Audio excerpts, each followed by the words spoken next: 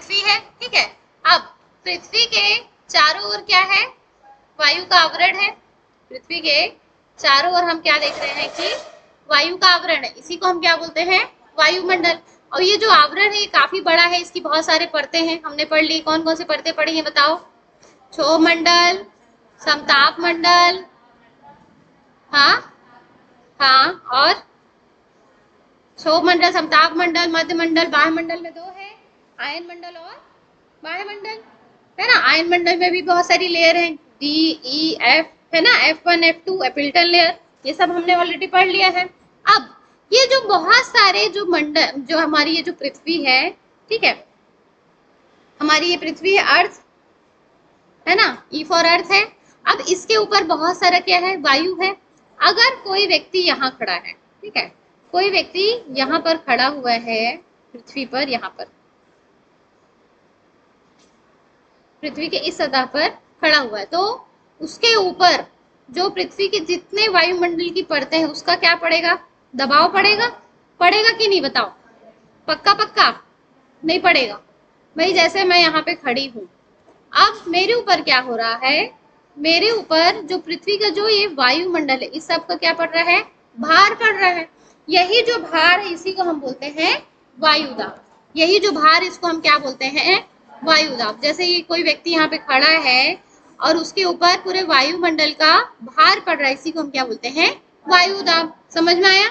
वायु मतलब हमारे सर के ऊपर स्तंभ जैसा पूरा वायु है, उसका जो भार पड़ रहा है उसी को हम बोलते हैं वायुदाब। क्या आप लोगों को महसूस होता है वायुदाब? नहीं, क्यों? क्योंकि हमारा जो ब्लड प्रेशर है, बीपी जानते हो ना, नाते हैं ब्लड प्रेशर, तो जो हमारा ब्लड प्रेशर है वो वायुदाब के अनुकूल रहता है, इसलिए हमको वायुदाब महसूस नहीं होता है। समझ में आया? जो हमारे बॉडी का ब्लड प्रेशर है वो वायुमंडलीय जो दाब है उसके अनुकूल अपने आप को ढाल लेता है, इसी कारण हमको कभी ऐसा नहीं लगता कि हमारे ऊपर वायु का दाब है। ठीक, अब हम इसका डेफिनेशन पे आते हैं। तो जो वायुमंडलीय दाब है, देखो पृथ्वी के चारों ओर घेरे हुए वायुमंडल के सामूहिक भार को क्या बोलते हैं, भार या फिर दबाव कहते हैं। वायुमंडल जो दाब है, लिख लो उसका परिभाषा, लिखो, भूपृष्ठ के प्रति इकाई क्षेत्र में, भूपृष्ठ के प्रति इकाई क्षेत्र में वायु जो भार डालती है, भूपृष्ठ के प्रति इकाई क्षेत्र में वायु जो दाब डालती है, जो भार डालती है, उसे ही वायुमंडलीय दाब कहते हैं। उसे ही वायुमंडलीय दाब कहते हैं। उसे ही वायुमंडलीय दाब कहते हैं। अब ये जो दाब है, ठीक है, यह दाब प्रति, लिख लो, प्रति, जैसे अलग अलग जगह अलग अलग है, तो जो वायुमंडलीय दाब है जनरली उसको किससे नापते हैं, मिलीबार से। किससे नापते हैं, मिलीबार। जैसे हम लंबाई मापते हैं ना, सेंटीमीटर, मिलीमीटर, किलोमीटर, मीटर, ऐसे ही वायुमंडलीय को जनरली किससे नापा जाता है, मिलीबार से। किससे मापा जाता है, मिलीबार से। ठीक, अब ये जो वायुमंडलीय दाब है इसको हम मिलीबार से नापते हैं, और समुद्र तल पर, लिख लो, समुद्र तल पर लगभग 1013.2 मिलीबार होता है। 1013.2 मिलीबार वायुदाब रहता है। इसको भी समझ लेते हैं। अब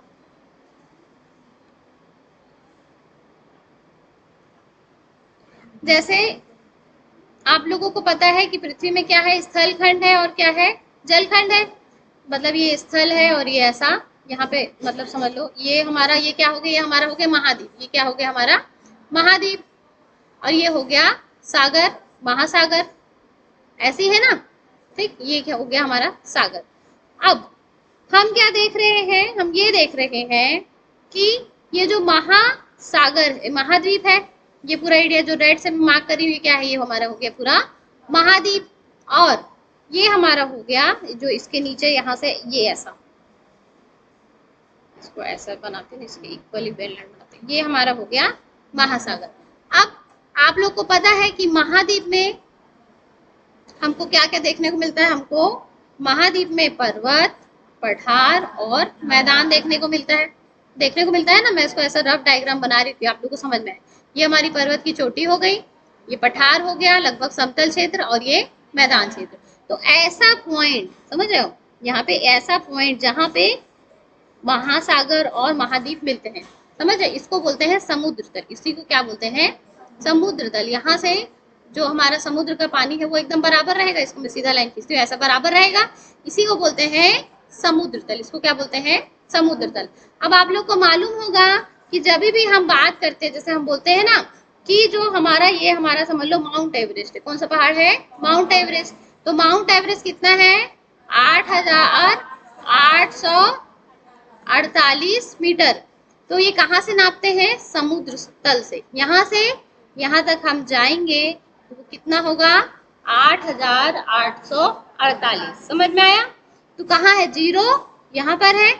फिर समुद्र के अंदर मैंने तुम लोगों को बताया था एक बहुत बड़ी खाई है, याद है, उसका नाम क्या है, मरियाना ट्रेंच। तो ये जो खाई है ये समुद्र तल से जीरो से कितना नीचे है, 11,033 या 34 है ना, लगभग 11,034 मेरे को याद है, 11,034 है। तो समुद्र तल जीरो हुआ, जीरो से कितना 8,848 सबसे ऊंचा चोटी है, और समुद्र तल से 11,000 करीबन सबसे निचला सतह है। समझ में आया। तो हमें किससे नाप रहे हैं, समुद्र तल से, ठीक है, सी लेवल से। अब ये जो सी लेवल है, यहीं पर वायु दाब कितना मैंने बताया है, 1013.22 मिलीबार। समझ में आ गया, समझ में आया। अब देखो जो इसके ऊपर पूरा वायुमंडल है, अब ये जो पूरा वायु का कहना चाहिए वायु का भार है, पूरा जो वे वायु का एक स्तंभ का भार यहाँ पड़ रहा है समुद्र तल पर। तो ये जो पूरा स्तंभ है, ये इसका पूरा भार इस सतह पर पड़ रहा है। तो ये कितना है, समुद्र तल पर कितना है, ये 1013.2 मिलीबार। समझ में आया, कितना है, 1013.2 मिलीबार। अब ये जो 1013.2 मिलीबार है, ये कहाँ पे है, समुद्र तल पर। कहाँ पे है, समुद्र तल पर। अब जैसे जैसे हम समुद्र तल से ऊपर जाते जाते हैं तो वायु की सघनता कम होती है कि कम ज्यादा होती है, कम होती जाती है।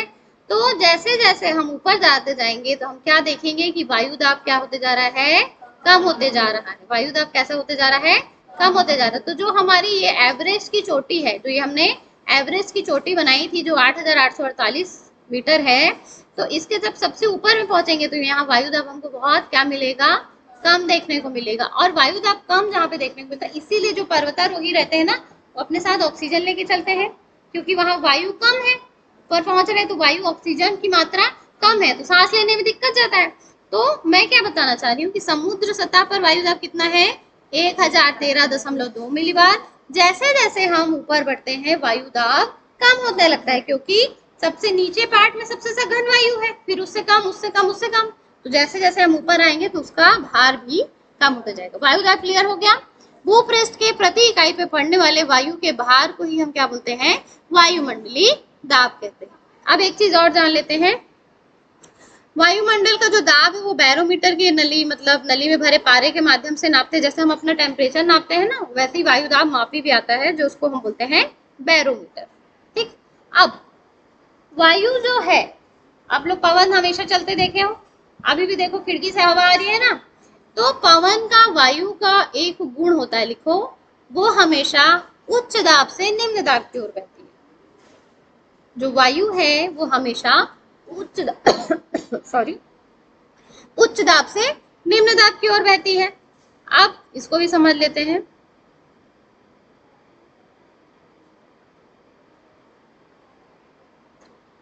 यहाँ पे है हाई प्रेशर, एक जगह क्या है, हाई प्रेशर, और यहाँ पे है लो प्रेशर, यहाँ पे है लो प्रेशर। तो हम हमेशा हवा कहाँ चलेगी, हाई प्रेशर से लो प्रेशर की ओर। हमेशा हवा कहाँ चलती है, हाई प्रेशर से लो प्रेशर की ओर। ठीक, ये समझ में आ रहा है, हवा हमेशा कैसे चलेगी, हाई प्रेशर से लो प्रेशर की ओर। अब ये जो हाई प्रेशर है और जो लो प्रेशर है ये भी कैसे बनता होगा? तो आप लोगों को पता है ना कि जब कहना चाहिए धरातल पर सूर्य का प्रकाश पड़ता है तो हवा गर्म होकर के क्या होती है, याद है, पढ़ा है ना हमने। तो जैसे भाई यहाँ पे हम अपना सूर्य बनाते हैं, जैसे ये सूर्य है, अब यहाँ पर क्या हो रहा है, यहाँ पे हवा मतलब सूर्य का क्या हो रहा है, रोशनी पड़ रहा है और ये सतह गर्म हो रही है। तो सतह जब गर्म होगी तो वो गर्म होने के बाद जो वो हवाएं हैं वो कहाँ चली जाएंगी, ऊपर चली जाएंगी। अब हवाएं यहाँ पे क्या चली गई, ऊपर चली गई, तो यहाँ पे जगह क्या हो गई, कम हो गई, तो प्रेशर क्या होगा, लो प्रेशर। समझ में आया भाई? जैसे बहुत अधिक तापमान बढ़ने पर, तापमान बढ़ रहा है तो हवा गर्म होकर के क्या हो रही है, ऊपर उड़ रही है, तो वो जगह खाली हो गया, तो वहां पे क्या होगा, लो प्रेशर होगा। ठीक, और जहां पर जो वायु बैठती है वहां पे क्या होता है, हाई प्रेशर। ठीक, कुल मिला के सरल भाषा में हम ये बताना चाहते हैं आपको कि प्रेशर और टेम्परेचर का नहीं बनता है। क्या मैं बताना चाह रही हूँ कि प्रेशर और टेम्परेचर का आपस में नहीं बनता। कैसे? जहां पे टेम्परेचर क्या है, हाई रहेगा, जहां पे टेम्परेचर क्या रहेगा, हाई रहेगा, वहां पे जो वायुमंडल है, वायु दाब है, वो क्या होगा, कम होगा। जहां टेम्परेचर ज्यादा वहां प्रेशर कम। समझ गए? जहां टेम्परेचर ज्यादा वहां प्रेशर कम। कम प्रेशर मतलब कि लो प्रेशर। अब जहां पे टेम्परेचर कम वहां पे प्रेशर ज्यादा। समझ गए? वायु दाब अधिक है तो तापमान अधिक है तो वायु दाब। समझ में आया? दोनों का पटता नहीं है, ऐसा समझ लो सरल भाषा में। जहां पे टेम्परेचर अधिक वहां वायु दाब कम, जहां टेम्परेचर कम वहां वायु दाब अधिक। ऐसे ही जहां वायु दाब कम है वहां टेम्परेचर अधिक, और जहां वायु दाब अधिक है वहां टेम्परेचर कम। तो ये हो गया हमारा वायुमंडल का वायु दाब प्रवणता। वायु दाब को हम हमेशा जान गए कि कहां से चलती है, उच्च दाब से निम्न दाब। वायु कैसे चलती है, उच्च दाब से निम्न दाब। सरल भाषा में तुमको भाई 4 बोरी रखा देंगे, बहुत ऊंचा दाब पड़ेगा, और 1 बोरी रखा देंगे, तो तुम उससे सोचोगे ना कि भाई जैसे यहाँ 4 बोरी है, मतलब तुम्हारे पर मतलब रेत 4 बोरी, तुम समझ लो शक्कर तुमने रखी है अपने सर पे, ठीक है, वहां पे 1 बोरी रखी है, तो तुम चाहोगे ना भाई हमारा कम हो, तो तुम उच्च से निम्न में जाओगे। ऐसे ही ज्यादा प्रेशर से कम प्रेशर के लोग जाना चाहते हैं, तो वैसे ही वायु है कि जहाँ पे उच्च दाब है वहां से वो निम्न दाब की ओर जाना चाहती है। अब एक चीज और हम जान लेते हैं कि जो ये वायु होती है, ठीक, तो आप लोगों ने सुना है समदाब रेखा, नाम सुने हो, समदाब रेखा, समदाब रेखा, समताप रेखा, कभी सुने हो ना?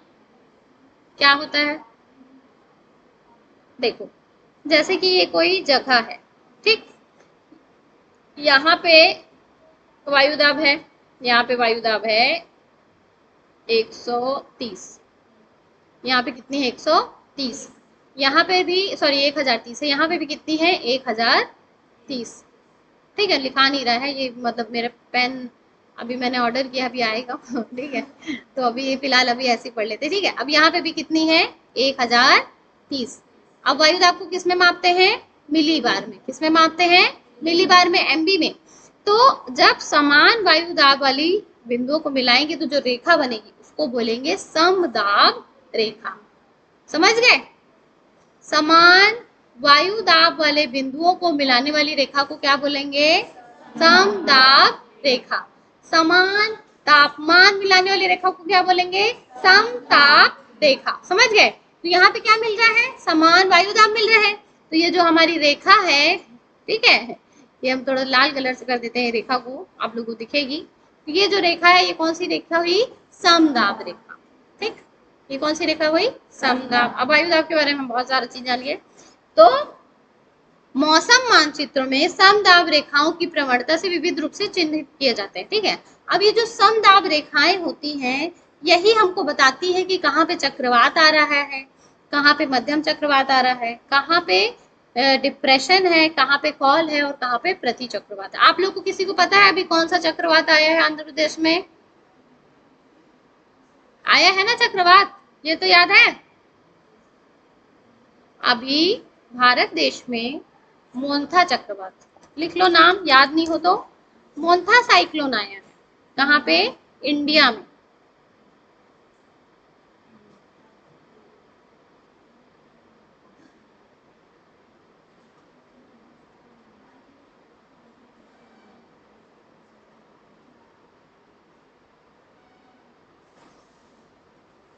देखो ये 24 अक्टूबर है, ये दिख रहा है, ये चक्रवात देख रहे हो? देख रहे हो? इसमें हवा ऐसे गोल गोल घूम रही है। इसमें नीचे यहाँ पे है लो प्रेशर, बीच में क्या है? लो प्रेशर, और बाहर है हाई प्रेशर। हाई प्रेशर से जो हवाएं हैं वो कैसे जाती है? लो प्रेशर में। इस तरह से गोल गोल घूमने के कारण ये क्या बना है? चक्रवात बना है। तो भारत देश में अभी कौन सा चक्रवात आया है? मोन्था चक्रवात। तो समदाब रेखाओं के माध्यम से हमको ये पता पड़ता है कि कहाँ पे चक्रवात है, कहाँ पे प्रति चक्रवात है। ठीक, अब लिखो वायु दाब को प्रभावित करने वाले तत्व। वायु दाब को प्रभावित करने वाले तत्व, जैसे हमने तापमान पढ़ा था, है ना? उसी तरह से अब क्या पढ़ रहे हैं हम? वायु दाब।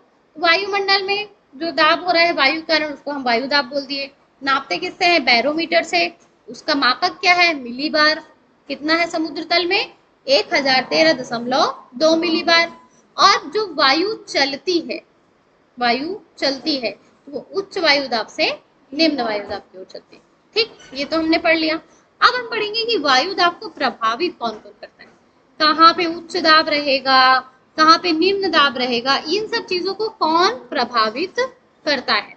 तो इन सब चीजों को प्रभावित करने वाले तत्व जो है, तो सबसे पहला है तापमान। सबसे पहला है तापमान, ये मैंने पहले भी बताया आपको। तापमान और वायु दाब का विपरीत है, देखो लिखा है ना, लिख लो। तापमान एवं दबाव में कैसा संबंध होता है? विपरीत संबंध रहेगा। जहां तापमान अधिक वहां वायु दाब कम, जहां पे तापमान कम वहां पे वायु दाब अधिक।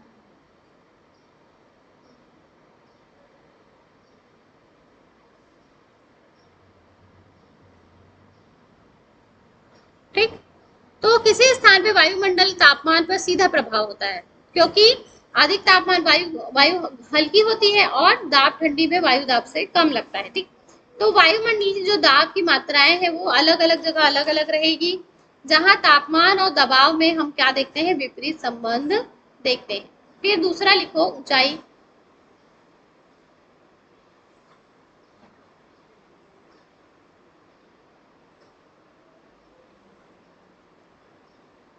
लिखो प्रति 300 मीटर में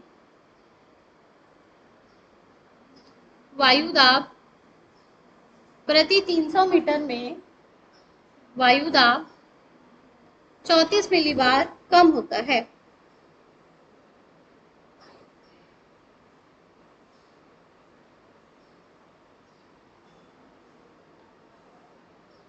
ठीक, अब जैसे देखो ये दिया है ऊंचाई 0 है, समुद्र तल दिखाया था ना मैंने तुम लोग को डायग्राम बना के, है ना? वो तो अभी मिट गया है।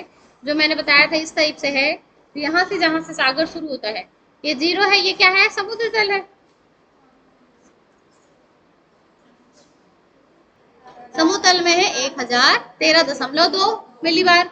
अब जैसे जैसे हम समुद्र तल से ऊपर उठते जाएंगे, जैसे 300 मीटर, 600, 900, 1200, 18, 3000, 5500 मीटर में हम देखते हैं कि जो वायु दाब है वो कितना है? मात्र 506 मिलीबार। तो जैसे जैसे, मतलब इसको तो ऐसे उल्टा देना चाहिए था, पर ठीक है। 0 है, कितना है यहाँ पे? 1013। 300 मीटर में 900, देख के बताओ, 976। 600 में 942, ऐसे ही है ना? फिर 900 में, 1200 में, 1800 में, 3000 में और 5500 में। जैसे जैसे हम ऊपर हो रहे हैं क्या हो रहा है? वायु दाब कम होते जा रहा है। तो इससे हमको क्या समझ में आता है कि ऊंचाई से भी वायु दाब क्या होता है? प्रभावित होता है, कम होता है। ठीक, तीसरा लिखो आर्द्रता।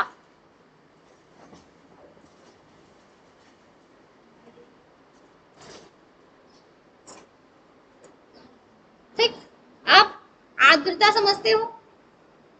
पढ़ाया है मैंने आर्द्रता तुम लोग को, बहुत मन लगा के पढ़ाया है। क्या होता है आर्द्रता? वायु में उपस्थित जल वाष्प की मात्रा को क्या कहते हैं? आर्द्रता कहते हैं। सबसे ज्यादा आर्द्रता कब होती है?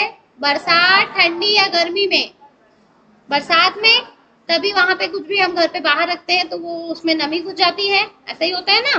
ठंड में बिस्किट एकदम कुर्रम कुर्रम रहेगा, लेकिन बरसात में सौगी हो जाता है, तुम्हारे भाषा में जो भी उसको बोलते हो, ठीक। तो आर्द्रता के कारण जो है वायुदाब प्रभावित होता है। किसके कारण? आर्द्रता के कारण। यदि कोई वायु गर्म है, समझना, यदि कोई वायु गर्म है तो उसमें आर्द्रता अधिक रहेगी। यदि कोई वायु कम है तो उसमें मतलब कोई वायु जो है शुष्क है तो उसमें आर्द्रता कम रहेगी। तो यदि किसी स्थान पर वायु में जलवाष्प की अधिक मात्रा मिल जाए तो वहां पे वायुदाब कम होगा, और यदि शुष्क वायु है तो वहां पे वायुदाब अधिक होगा। फिर चौथा है पृथ्वी की दैनिक गति।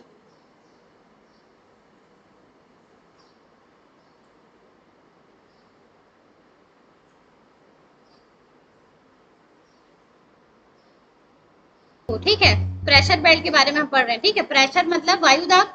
अब तुम देखो कि हम अभी क्या देख रहे थे, हम ये देख रहे थे कि किस तरह पृथ्वी के दैनिक गति, पृथ्वी का दैनिक गति क्या है? अपने धुरी पर घूमना। पृथ्वी अपनी धुरी पर एक चक्कर कितने दिन में लगाता है?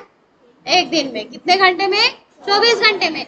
तो उस 24 घंटे में देखो किस तरह से वायुमंडल का जो वायु है वो एक दूसरे से दूसरे जगह जाता है। देखो इस वीडियो में हम पृथ्वी पर विकसित विभिन्न दाब पैटियों और पवन पैटर्न के बारे में जानेंगे।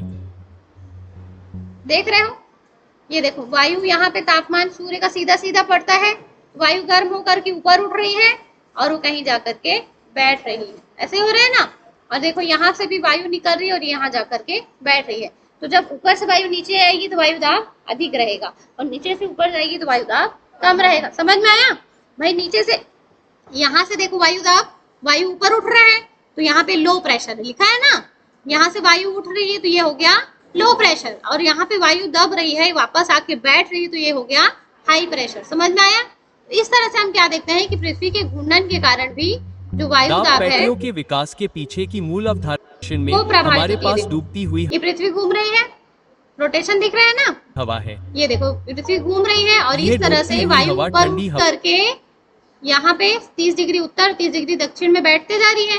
तो जहां से वायु निकल रही है यहाँ पे लो प्रेशर हो गया, और जहां पे वायु बैठ रही है वो हो गया हाई प्रेशर। तो इस तरह से हम क्या देखते हैं कि पृथ्वी के घूर्णन के कारण भी क्या प्रभावित होता है? वायु दाब। ठीक, पृथ्वी के घूर्णन गति के कारण भी क्या प्रभावित होता है? वायु दाब। पे लिखो दैनिक परिवर्तन की गति।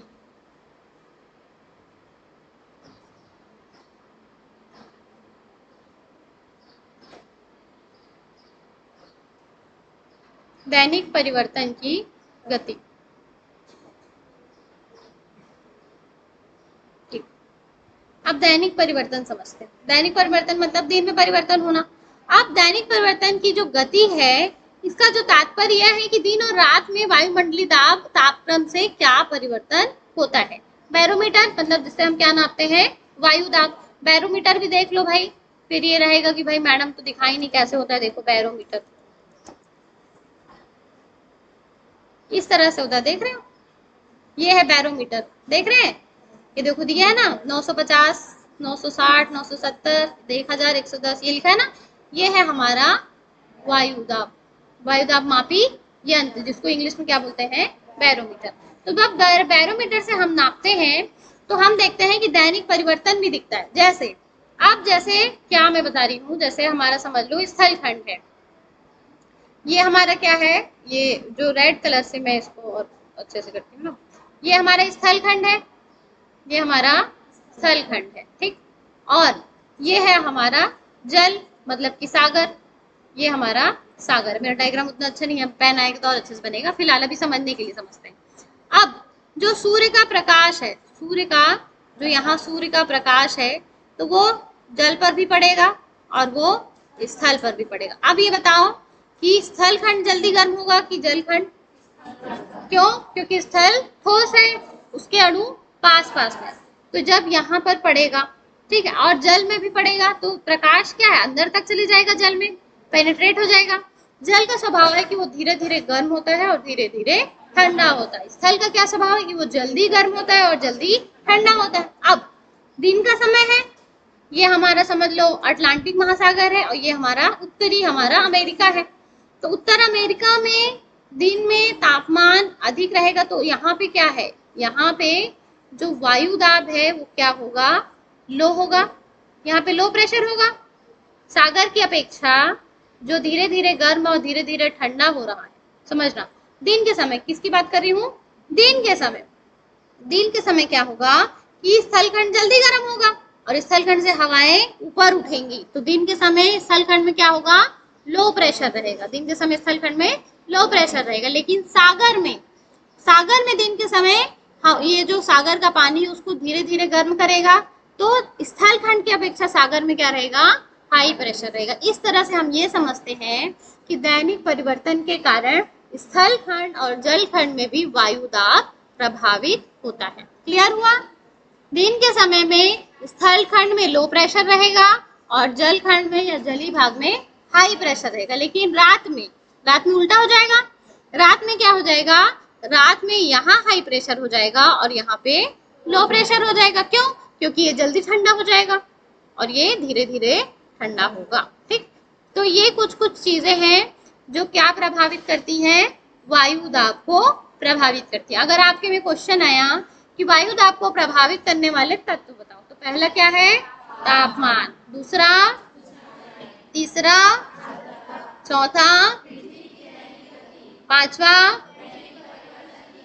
ठीक, ये 5 जो चीजें हैं मुख्यतः ये वायु दाब और उसके वितरण को प्रभावित करती है। इतना समझ में आ गया। अब आगे बढ़ते हैं।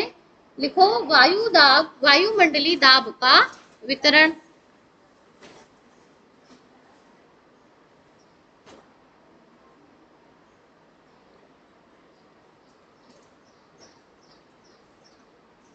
वायुमंडलीय दाब का वितरण।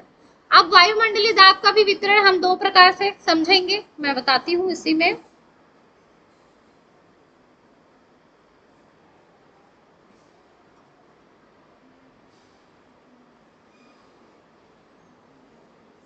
ये हमारा पृथ्वी है, ठीक है। पृथ्वी में यदि हम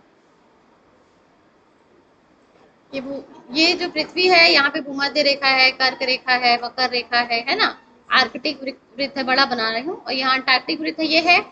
तो पृथ्वी में जब हम एक स्थान से दूसरे स्थान जा रहे हैं, पृथ्वी में ही एक स्थान से दूसरे स्थान जा रहे हैं, तो उसी को हम बोलते हैं क्षैतिज वितरण। तापमान में भी बताया था मैंने, इसको हम क्या बोलेंगे, क्षैतिज वितरण। क्या बोलेंगे, क्षैतिज। मतलब हम यहाँ हैं, उत्तर अमेरिका से हम चल के दक्षिण अमेरिका जा रहे हैं, फिर उधर अटलांटिक महासागर में चले जा रहे हैं, फिर अफ्रीका चले जा रहे हैं, फिर हिंद महासागर चले जा रहे हैं, फिर प्रशांत महासागर चले जा रहे हैं। जब हम क्षैतिज चलेंगे, ठीक है, सीधा सीधा चलेंगे, पैदल चलेंगे, नाव से चलेंगे, धरती पर चलेंगे, वो कौन सा होगा, क्षैतिज वितरण। लेकिन जब हम एरोप्लेन से ऊपर जाएंगे, समझ रहे हो, जहां है वहां से ऊपर जाएंगे, जैसे अभी हम यहाँ पर बैठे हैं, यहाँ से हम ऊपर जाएंगे, तो फिर हम देखेंगे कि वायु दाब का जो वितरण है वो किस तरीके से है, तो उसको क्या बोलेंगे, ऊर्ध्वाधर।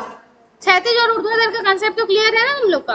ठीक, अब हम आते हैं, हमारा पहला है, देखो वायुमंडलीय दाब का ऊर्ध्वाधर वितरण। ऊर्ध्वाधर वितरण में हमने पढ़ा ना, क्या पढ़ा, कि जैसे जैसे हम पृथ्वी से ऊपर की ओर जाते हैं वायुमंडलीय दाब क्या होता है, कम होता है। जैसे जैसे हम पृथ्वी के ऊपर जाते हैं, मतलब अधिक ऊंचाई में जाते हैं, तो हम क्या देखते हैं कि लगातार वायुमंडलीय दाब क्या हो रहा है, कम हो रहा है। इसको मैं किस लैंग्वेज में भी पढ़ के बताती हूँ। विभिन्न ऊंचाइयों पर वायु भार की मात्रा भिन्न भिन्न होती है। सामान्यतः ऐसा कहा जाता है कि ज्यों ज्यों ऊंचाई बढ़ती है त्यों त्यों वायु दाब कम होता है। यही मैं बता रही थी। सबसे ज्यादा वायु दाब कहाँ रहता है, समुद्र तल पे, समुद्र सतह पे। कितना, 1013 मिलीबार। ठीक है, अब इसके बाद दबाव घटता जाता है, 5480 मीटर में सिर्फ आधा भार ही रह लेता है। मतलब अगर हम धरती से कितना किलोमीटर चले गए, धरती से 5 किलोमीटर 480 मीटर पहुंच गए, तो कितना वायु भार हो गया, 1.8 मिलीबार। और ठीक है, मतलब इसी तरह से 1900, मुझे लगता है मीटर गलत दिया है, तो उसमें और जैसे जैसे हम ऊपर जाएंगे वायु भार, वायु दाब कम होते जाता है। फिर दूसरा है, लिखो क्षैतिज वितरण। क्षैतिज वितरण को समदाब रेखाओं द्वारा प्रदर्शित किया जाता है। क्षैतिज वितरण को कैसे दिखाया जाता है? समदाब रेखाओं के द्वारा। मैं आप लोगों को दिखाती हूँ।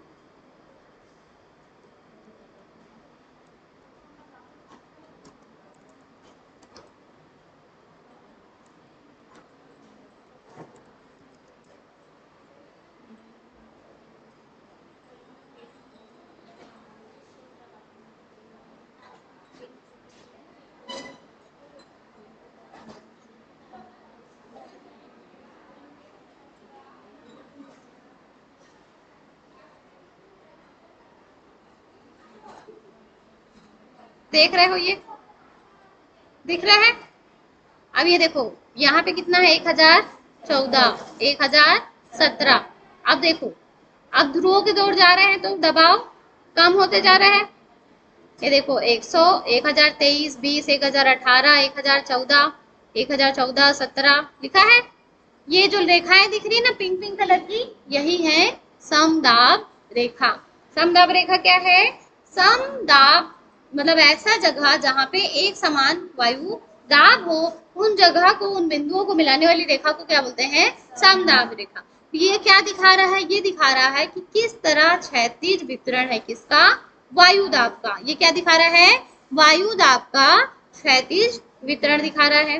तो जो वायु दाब का क्षैतिज वितरण किसके माध्यम से दिखाते हैं? समदाब रेखाओं के द्वारा। समदाब रेखाएं वे कल्पित रेखाएं हैं जो समान वायु दाब वाले स्थानों को परस्पर मिलाती हुई खींची जाती है। समझ में आ गया? इसको लिख लो। समदाब रेखाएं, समदाब रेखाएं वे कल्पित रेखाएं हैं जो समान वायु दाब वाले स्थानों को परस्पर मिलाते हुए खींची जाती है।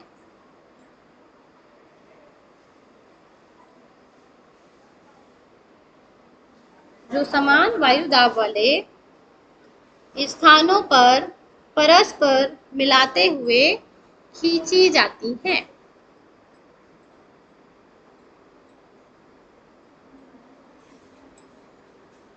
ठीक, आज के लिए इतना ही है।